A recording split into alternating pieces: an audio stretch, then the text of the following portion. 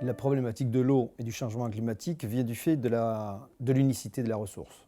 L'eau est une ressource unique. On a l'habitude de parler d'eau de surface et d'eau souterraine, mais pour le changement climatique, on va être obligé de travailler en considérant une seule ressource.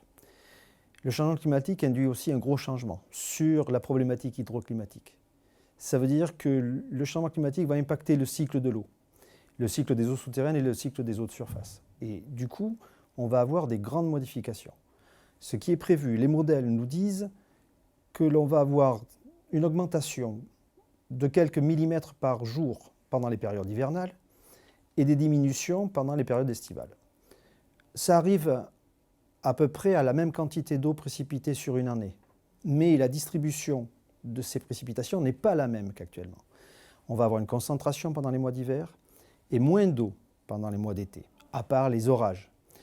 À 10% près, autrement dit à la variabilité de la météo, on sera à peu près constant. Mais par contre, ça va avoir des effets importants. On va avoir des étiages plus sévères.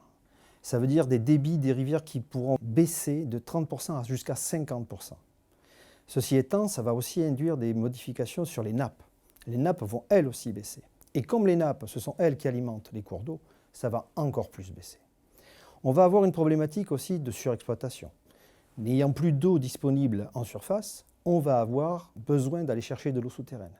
Si on va chercher l'eau souterraine, les cours d'eau vont être encore plus impactés. Et puis on a une troisième inconnue, c'est que on sait dire qu'on va avoir une augmentation de la consommation pour notre propre confort.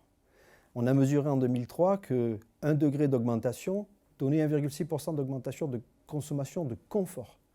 Qu'est-ce que ça sera dans le futur? On ne sait pas.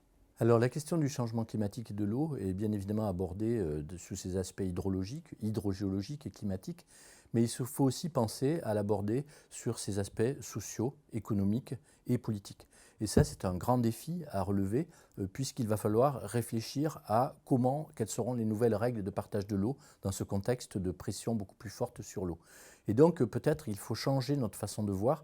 Notre règle de partage qui était plutôt basée sur de l'eau pour les activités va devenir à une règle qui est plutôt de l'eau pour les territoires. Et de l'eau pour les territoires, c'est penser l'ensemble des usages, mais c'est aussi penser de l'eau pour les milieux, de l'eau pour la qualité de vie. Et donc c'est une autre façon d'aborder le partage de l'eau. Il faut donc réfléchir à une forme de mix hydrique, comme on a parlé de mix énergétique, pour trouver ces façons de partager la ressource dans un contexte beaucoup plus contraint, et aussi imaginer des règles de solidarité et des règles de justice pour que ce partage se fasse de manière équitable. Alors on est d'ores et déjà dans des situations de tension sur la ressource en eau, et donc il va falloir avancer. Et avancer, c'est collectivement relever un défi très excitant de trouver comment on va anticiper cette situation et de réfléchir d'ores et déjà collectivement comment on va créer ces règles de partage pour l'avenir.